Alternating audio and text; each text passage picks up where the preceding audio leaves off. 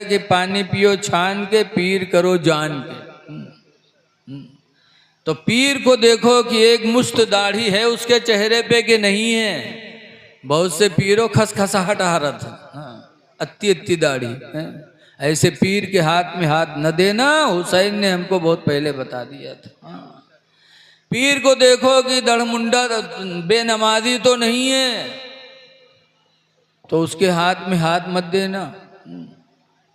बहुत से ऐसे बाबा टहरा करत है। हमारे गांव में एक बाबा आवा, हफ्ता गुजर गवा, मस्जिद में एक को दिन उका नहीं पावा, और गांव में बड़ा चर्चा के जलुआ। एक दिन मगरिब पढ़े चले तो 4-5 मेहरुए सड़क पर खड़ी फसर फसर बतियाएं। तो हम मुंह बढ़ के नमकीन कहा बात, तो कहने रे मौलाना भैया बहुत जलाली फकीर हैं, बहुत जलाली बाबा हैं। तो हम कहा कुछ देखे हो? कहने रे मौलाना भैया वो एक बीड़ी नहीं पिए थे, पूरे पूरे बंडल में आग लगाए के पिए थे मौलाना भैया, बहुत जलाली हैं। तो हम कहो जलाली बाबा होगी, जलाली दरुहा हो वो है। सबके नशा एक बीड़ी में पूरी आता है, उसके नशा पूरे बंडल में है? पीर के हाथ में हाथ रखने से पहले उसको देख लो कि ऐसा तो नहीं है कि भैंसियों गाभिन भैंसों गाभिन। ऐसे पीर बहुत टहारत हैं, वो कहते हैं कोई का कुछ ना कहो, सब ठीक है। ऐसे पीर के हाथ में हाथ मत देना। जो सबका कहे बड़ी है वो अच्छा नहीं हो सकता। हजरत सुफियान सूरी अलैहिर्रहमा वली थे। एक मरतबा गए कब्रस्तान, वहाँ कोई जनाजा पढ़ावे वाला नहीं रहा तो हजरत को ही बढ़ा दिया, वली थे। हजरत ने नमाज जनाजा पढ़ा दिया सुफियान सूरी ने। उसके बाद उके मिट्टी हुए लग, बहुत से इधर बैठे उधर 2-4 आदमी ऐसे बैठे बतियाएं। तो कुछ लोग बैठे कहा बतियाएं, कहा यार बहुत अच्छा आदमी था यार, इसकी बुराई हमने किसी से नहीं सुना, सब लोग इसको अच्छा कहते थे, बहुत अच्छा आदमी था। तो सुफियान सूरी ने जब सुना तो रोने लगे। लोगों ने पूछा रो क्यों रहे? कहा मैं ये जानता कि इसको किसी ने बुरा ही नहीं कहा, इसको सब अच्छा ही कहते थे, तो मैं इसकी जनाजे की नमाज न पढ़ाता। कहा क्यों?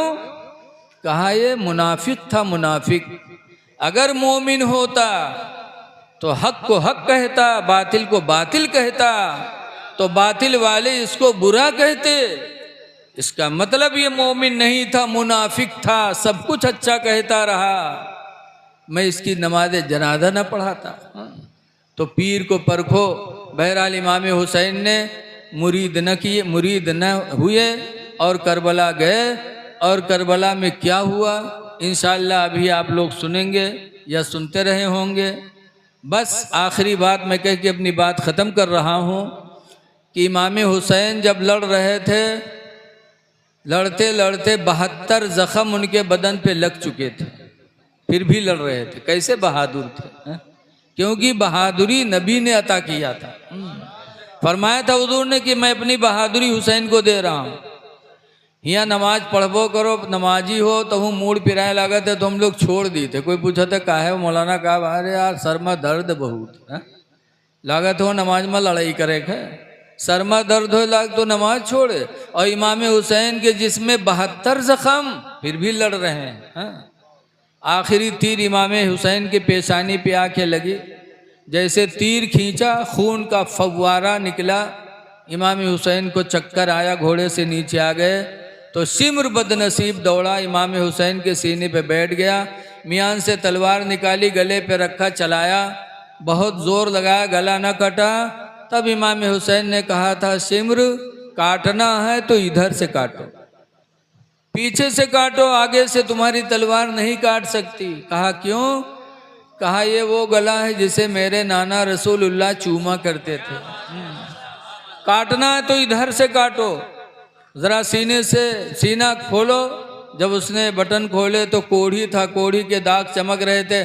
तब इमाम हुसैन ने फरमाया सिमर, मेरे नाना रसूलुल्लाह फरमाया करते थे कि मेरी उम्मत में एक कोढ़ी होगा जो मेरे हुसैन को करबला में शहीद करेगा, तुम ही कोढ़ी हो। तुम्हें शर्म नहीं आती? जुमा का दिन है, नमाज जुमा का वक्त है, इमाम लोग मिंबर पे बैठे नबी और आले नबी पे दरूद पढ़ते होंगे और तुम उनके सीने पर बैठे हो। उतर जाओ, मुझे भी सजदा करने दो। सिमर उतरा, इमाम हुसैन ने सर सजदे में रखा। खूली आया, उसने तलवार मारी, इमाम हुसैन का सर मुबारक जिस्म मुबारक से अलग हो गया। इन्ना लिल्लाहि व इन्ना इलैहि राजिऊन। सजदे में सर कटाया, खड़े खड़े नहीं कटाया, लड़ते भिड़ते नहीं कटाया, सजदे में सर कटाया इमाम हुसैन ने। क्यों? तालीम देने के लिए कि मेरे नाना जान के कलमा पढ़ने वालों, तुम हुसैन की तरह सजदे में गला तो नहीं कटा सकते, लेकिन कम से कम अपने सर को सजदे में झुका तो सकते हो।